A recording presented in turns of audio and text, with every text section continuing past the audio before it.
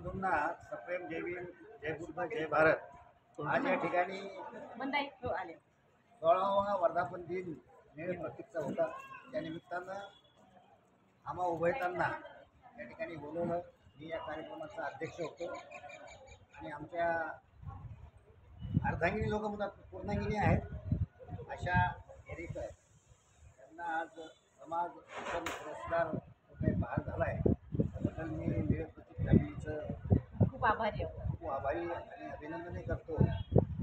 अशा पुरस्कारामुळं आपल्या समाजातील जे उपासिका आहेत त्यांना ऊर्जा मिळो आणि त्यांनी सुद्धा अशा प्रकारचं कार्य करून बाबासाहेबांनी जे काही आदेश दिलेले आहे आपल्याला धम्माचं प्रचाराने प्रसार करावा या दृष्टीनं या पुरस्कारामुळं उपासिकांना आणि समाजातील इतर त्या लोकांना ऊर्जा मिळेल, एक आदर्श मिळेल आणि आपलं कार्य सोडून सुद्धा आपण इतर काम करू शकतो.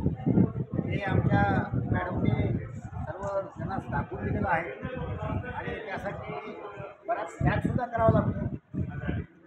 वेळ जो आहे तो द्यावा लागतो समाजासाठी आणि ते देणंसुद्धा आपलं कर्तव्य आहे.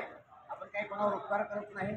बाबासाहेबांनी जसं पूर्ण आयुष्य दिलं आपण आपल्याला वेळ द्यायचा आहे आणि जे काही ब्रह्म मिशन आहे बाबासाहेबांचं ते आपल्याला पुढं द्यायचं आहे.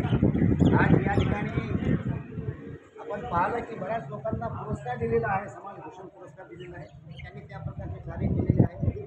आपल्या माध्यमातून मी पुन्हा एकदा विनंती करेन समाज बांधवांना की आपण सुद्धा धम्माचं कार्य करा, समाजाचं कार्य करा आणि बाबासाहेबांचं हे जे मिशन आहे हे पूर्ण करण्यासाठी आपण सर्वजणांनी संकल्प करूया. आपला वेळ, पैसा, ज्ञान आणि वेळ सगळ्यांनी द्यावी तरच आपल्या बाबासाहेबांचं जे काही स्वप्न आहे ते पूर्ण होईल आणि भारत नव्हे तर हे जग बुद्धमय करण्यास आपला हातभार लागेल.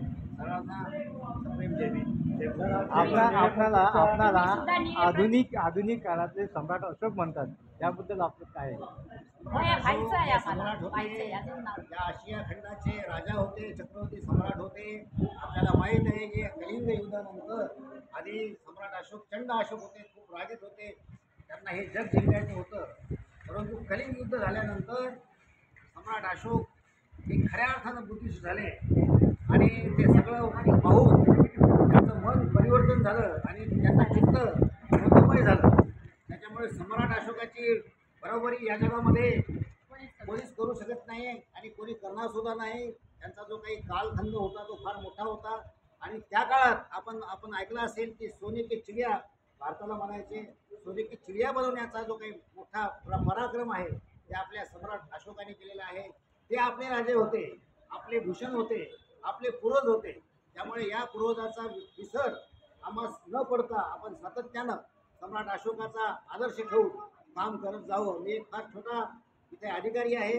बाबासाहेबांच्या कृपेनं, बाबासाहेबांच्या आशीर्वादानं या ठिकाणी मी कार्यकारी बँकेतून काम केलं. माझ्या हातून बऱ्याच समाज उपयोगी कामं करता मला आली.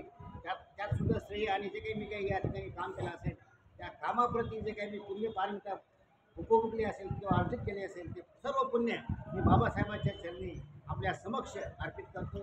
सगळ्यांना पुन्हा एकदा आजच्या या सम्राट अशोकांनी 84,000 स्तूप उभारले. आपण 84 बुद्धविहार उभारलेले आहे. त्याबद्दल आपली काय मत? आपल्याला माहीत आहे की सम्राट अशोकांनी 84,000 विविध ठिकाणी विहार उत्पन्न केले होते, उभारले होते.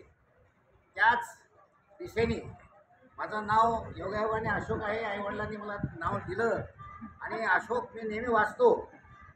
सम्राट अशोकासारखं थोडं काय होईना आपण काम करावं ही प्रेरणा मी पाहिली आणि त्याप्रमाणे या कार्यकारी अभियंता या पदावर बसल्यानंतर कमीत कमी 84 विहार आपल्या संभाजीनगरमधले आपण व्यवस्थित करावं. ज्या विहाराला जे लागतं ते द्यावं हा संकल्प केला आणि तो पूर्ण करून पुढे आता 84च्या पुढे जवळपास 95 विहार झालेले आहेत. ते सुंदर विहार मैत्री बौद्ध विहार एकनाथनगरला पुणेनगरला झालेलं आहे. असे बरेचसे विहार सुरू आहेत, संपतील सुद्धा. आणि सगळ्यात मोठं म्हणजे एक भीम पार्क सिल्लोडच्या पायथ्याशी आपल्या डोंगराजवळ लेण्याजवळ एक भीम पार्क मोठी वास्तू होती आहे. ती खूप सुंदर आहे. ती सुद्धा एक 40 कोटीची वास्तू आहे आणि ते सुद्धा माझा संकल्प होता. ते सुद्धा पूर्णत्वास जवळपास 90% पूर्ण झालेली आहे. शहरामधले अनेक कामं माझ्या याच्यात झालेले आहे. आता ही सांगण्याची वेळ नाही. मी पुन्हा 30 जूनला ज्यावेळेस रिटायर होईल मी सर्वांना विनंती करतो की आपण 30 जूनला तुम्हाला स्थळ सांगण्यात येईल, आपण सर्वांनी त्या ठिकाणी उपस्थित राहू. 30 जूनला वेळवरून घ्या ना सर. सर आज निळे पत्रिकेला वर्धापन दिनानिमित्त काय निळे पत्रिकेला वर्धापन दिनानिमित्त काय शुभेच्छा दिल्या? निळे प्रत्येकचा वर्धापन दिन 16वा आहे. 16 वर्षाचं हे जे काही बाळ आहे खूप मोठं झालेलं आहे. 16 वर्षाचं झालं आहे म्हणजे काही लोक म्हणतात की धोक्याचं वगैरे काही नसते. आपण बाबासाहेबांचे लेकरं आहोत.